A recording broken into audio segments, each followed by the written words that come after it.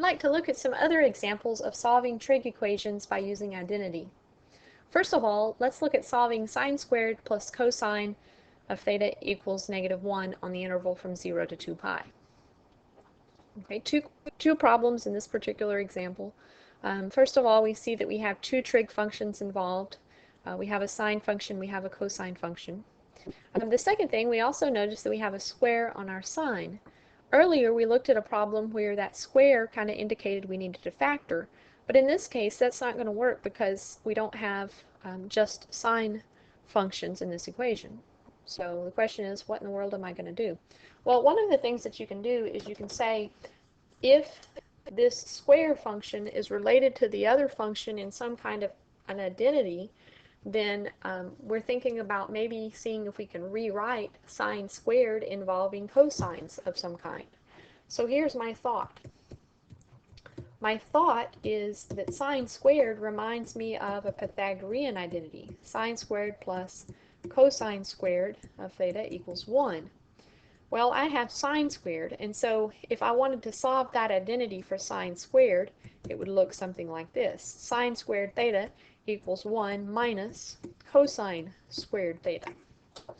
This is what I've been given, and then this side is what I'll substitute in for sine squared.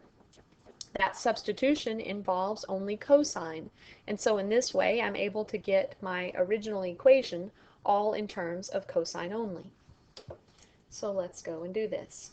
In place of sine squared, I'm substituting 1 minus cosine squared of theta by using my trig identity. My Pythagorean identity.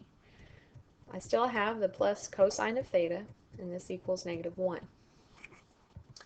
Now from here, there is a distinct possibility that I may be able to factor this particular problem.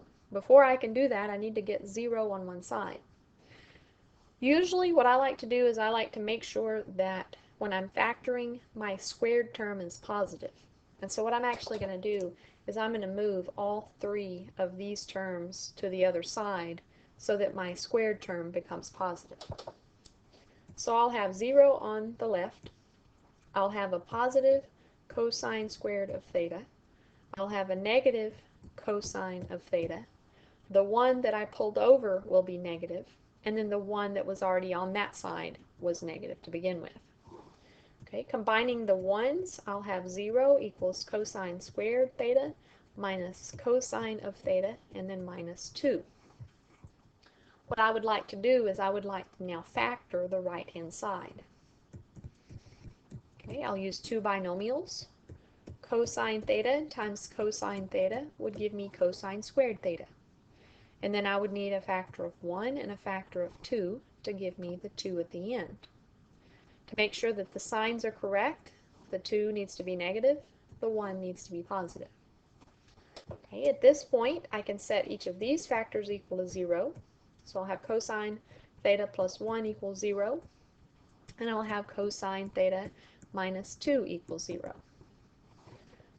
Solving the left-hand equation, I'll have cosine of theta equals -1.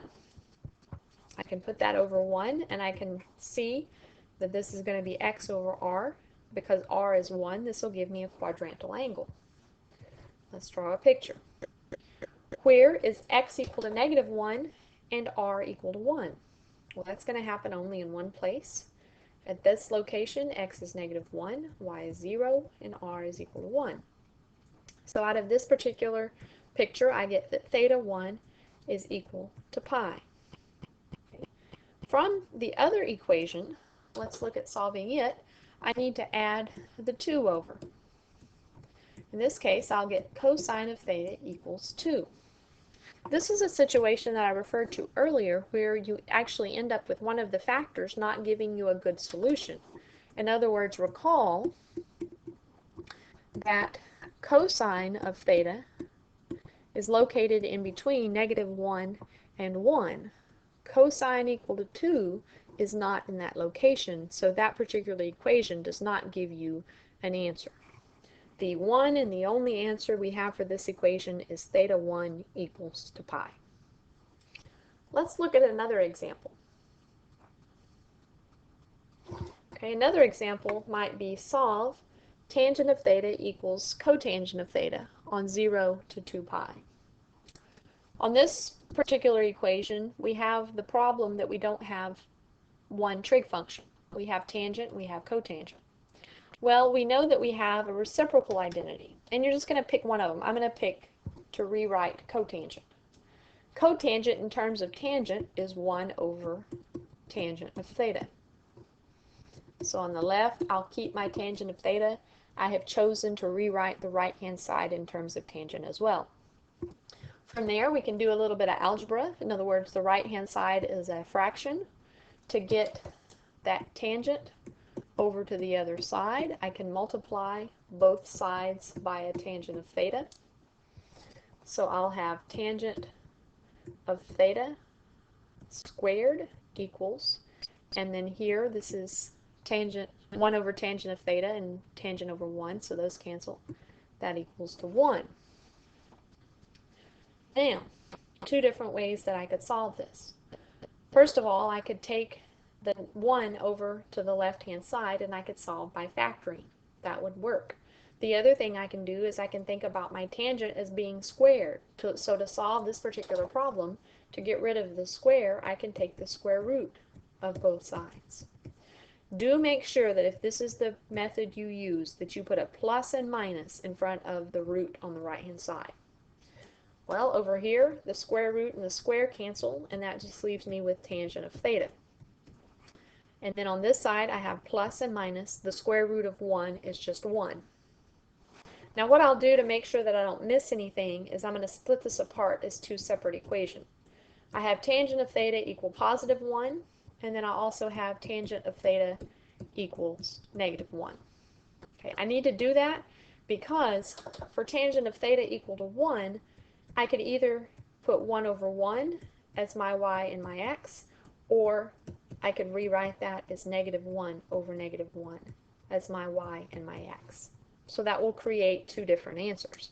The same thing over here. In other words, I could put negative 1 over positive 1 as my y over x, or I could put this as positive 1 over negative 1 as my y over my x. Okay, so let's look at pictures for both of these two possibilities. The first one, y is equal to 1 and x is equal to 1. That will happen in quadrant 1. Y is 1, x is 1. This is a special triangle, so I'll say here that theta 1 is a 45-degree angle, pi over 4. Okay, or the possibility that y is negative and x is negative. That happens in quadrant 3. I have a negative y and a negative x. This is also a special triangle. So I'll say here that theta 2, this would be 5 pi over 4. Let's look at the other equations. Okay, the top one I have negative 1 over 1. Well, where is y negative and where is x positive? That's in this quadrant. Okay, I have my y is negative 1, the x is positive 1. That is also a special triangle. So I'll say here that theta 3, and that will end up being 7 pi over 4.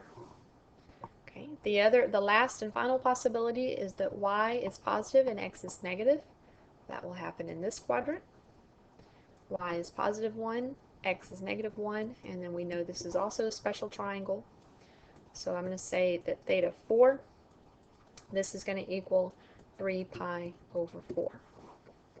So my final answers for this particular problem, I have theta 1 equals pi over 4, theta 2 equals 5 pi over 4, theta 3 was 7 pi over 4, and finally theta 4 was 3 pi over 4.